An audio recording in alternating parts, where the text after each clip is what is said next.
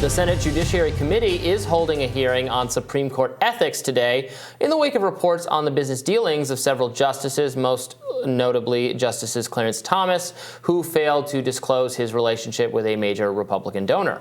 Chief Justice Roberts declined an invitation to testify. Here's Democratic Senator Sheldon Whitehouse, the ethics standards of Supreme Court justices. Let's watch. Only Supreme Court justices refuse to allow their conduct to be investigated or reviewed. My bill would fix that. Here's an example of the no investigations problem. The key fact to determine whether Justice Thomas was bound by law to recuse himself from the first January 6th committee case was what he knew about his wife's insurrection activities and when he knew it. On that fact, the lawfulness of his initial recusal decision turns. Yet Thomas has never been officially asked that question. It's a cover-up in plain view. The Supreme Court alone among federal courts is okay with that. And here's Republican Senator John Kennedy claiming the left is engaging in a high-tech lynching, not only of Justice Thomas, but of SCOTUS as a whole. Let's watch. You know who else amended their disclosures because of inadvertent admissions? Justice Ruth Bader Ginsburg, Justice Stephen Breyer, two good people.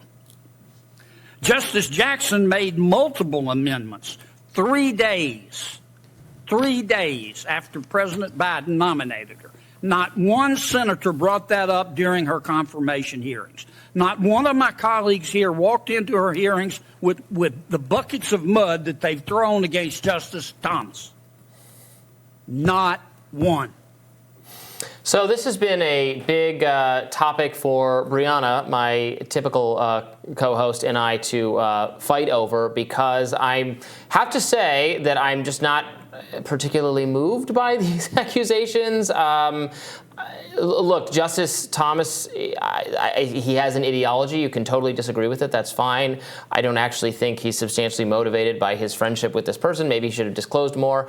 The fact that he's married to a woman who is a very vocal and active conservative activist on behalf of causes you might think are unsavory is, I mean, it is what it is. What can be done about it? Some of these other disclosures didn't seem that damaging to me. I don't know exactly what more to make of it. Obviously, they have an ethics code and they should be held to it. What do you think?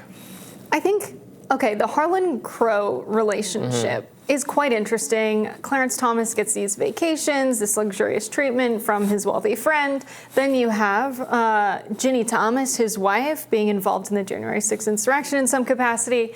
Then Chief Justice Roberts' wife, Jane Sullivan Roberts, working for a recruiting firm.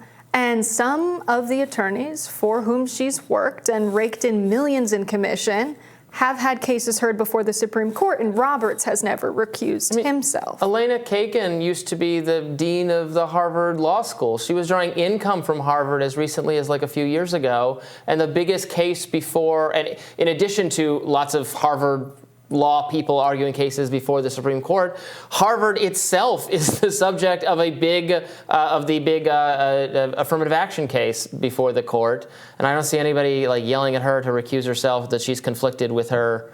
All these are conflicts for her, and I don't really think that either. I think she probably has her views about the merits of using race as a factor in admissions that she's arrived at independently, and I don't actually think she needs to recuse herself because of her special relationship with Harvard, even though that's much more direct than any of these other things we're talking about.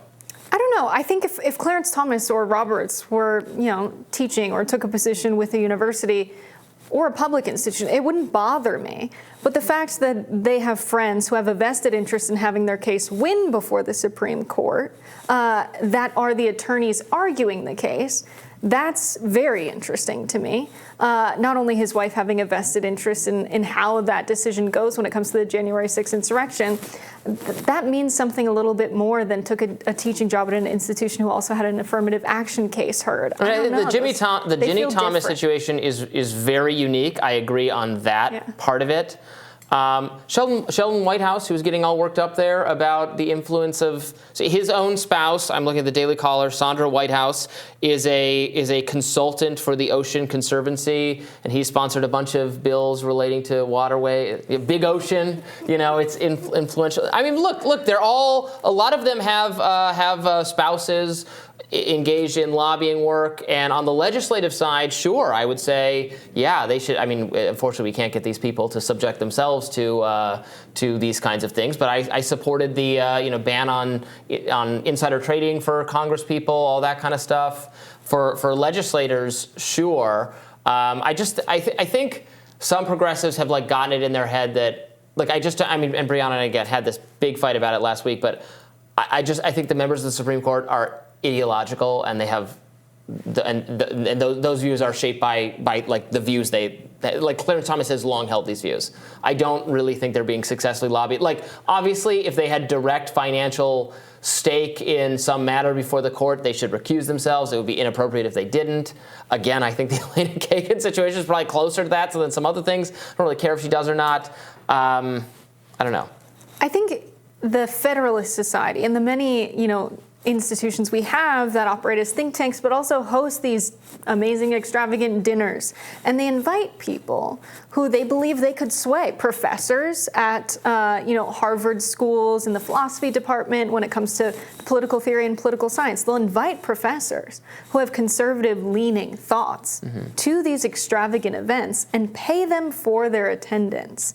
And you get kind of roped up into this lifestyle of, okay, if I, teach in a way that's aligned with these views, they do this to Supreme Court justices as well to kind of groom them into this way of thinking and deciding in their position eventually as a justice to be aligned with this. It's kind of like, rather than you holding these strong convictions, as I know you do, Robby, and your thinking is very honest and you have not been bought and sold by the Federalist Society, but there are people who could kind of go either way on a lot of really important political issues, and they kind of see being aligned with these folks as a way to have a luxurious lifestyle rather than serving the public and having a devout ideology that's honest. I mean, I don't agree with that. You can have a luxurious lifestyle by being progressive and a liberal, part of an association of the Federalist Society is providing an alternative to the dominant leads that most people go down, being part of a liberal society. I mean, Harvard itself is like the alternative.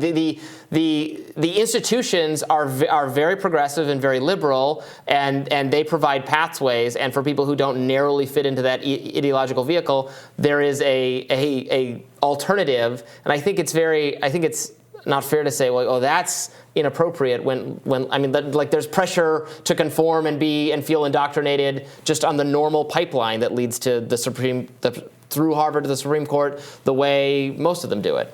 I think probably Big Oil has a little bit more money than Big Ocean and the environmental nonprofits, Robby. I think maybe you'll make some friends along the way, and people will very much support your career trajectory as a devout progressive and a Supreme Court judge that decides on behalf of protecting the ocean and such. But I think you can make far more money being someone who is aligned with corporate interests, which overwhelmingly has been people on the side of deregulation, which is something the Supreme Court decides on a lot. Sure. Well, yeah. I mean, now you're getting a little bit more into obviously, corporations, financial interests. I mean, they pay for lobbying and legal representation to help their bottom line. And I'm not saying there's no corruption or whatever in the judicial process. Certainly, I'm not saying there's no corruption in the legislative process. I think that's manifestly corrupt. And I would prefer if legislators did less to assist specific firms, as they seem to do often in the pharmaceutical industry, the military industrial complex, et cetera. At the level of the Supreme Court, I don't know that it's making a huge influence. I just don't. I don't know. I think there might be a reason Roberts decided to not show up today. If you had nothing to hide, why not show up? Well, I think he doesn't want to be subjected to this level of scrutiny, just period. That's why I think it's interesting that the SCOTUS spokesperson said justices are attentive to ethical constraints. I would say that means they're attentive to how much they can get away with publicly. Like Roberts probably knows, I don't have to show up and answer for my wife's job, and how I've heard cases from attorneys that have paid her millions. Well, he's going to be screamed at by a bunch of politicos whose wives or husbands all have the exact kind of same relationship thing going on. What other form of accountability would we have? Like, this is the process, right? We have this hearing, we hear the testimony from those involved, and then we decide, okay, how do we want to proceed? This is how the checks and balances would work. There would need to be a congressional hearing if the Supreme Court of the United States wasn't operating. I'm just not particularly worried that Roberts is issuing decisions based on, like, his wife's financial interests. The Clarence Thomas situation is very unique, and what Ginny Thomas was up to with respect to January 6th was extremely inappropriate and wrong and bad and fine in that case. But I don't. But even that's not that was ideological. Like she's a conservative activist. She wants. She is a true believer in the Trump cause. You can tell that from her text messages, which we all got to see. It's not because there's some bribe or direct financial incentive being like paid out to her or to Thomas. It's that she really shares the Trumpian worldview and was doing whatever and potentially unethical and bad things to make that happen. Again, that's bad. I'm not saying you can't criticize that. In fact, I am criticizing that. I think it's different, but it's different to me than the money's going into their back pockets or something. And you think Justice Thomas should have recused himself? I'd have to recall what the specific from a January, what was from the election-related cases, or they want it doesn't really matter because the justices turned down they didn't Trump's efforts to engage in this kind of stuff. But potentially that would make sense to me. Sure. Okay. That's fair. I think that's fair, Robby. I think it's beautiful you think someone's wife could influence them, but millions of dollars couldn't. That's really sweet. I say this as a married man. There you go. Tomorrow on Rising, journalist David Sirota will join us to discuss his take on the Democratic Party's 2024 strategy, and I will, of course, give you any update on my latest scooter adventures, as always. Be sure to like, share, and subscribe so you never miss any content, and for those of you who like to listen while on the go, we're now available anywhere you listen to podcasts. Bye-bye.